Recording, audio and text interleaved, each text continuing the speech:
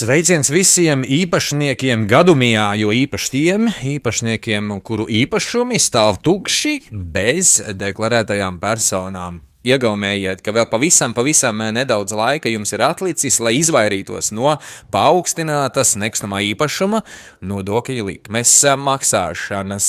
Atceramies, tie īpašumi, kuri stāv tukši bez deklarētajām personām, ir apliekami ar 1,5% no kadastrālās vērtības. Savukārt īpašumiem, kuros ir deklarētas personas, tiem nekustamā īpašuma nodokļa likme svārstās no 0,2 līdz 0,6%. Jo īpaši svarīgi tas ir tajos gadījumos, kad tikko kā esat iegādājušies nekustamo īpašumu un vēl neesat paspējuši piedeklarēties. Jums ir pavisam maz laika, lai līdz gadumijas beigām, līdz 31. decembrim 23:59 piedeklarētos caur latvija.lv attiecīgajā īpašumā. Lai visiem laimīgs jaunais gads!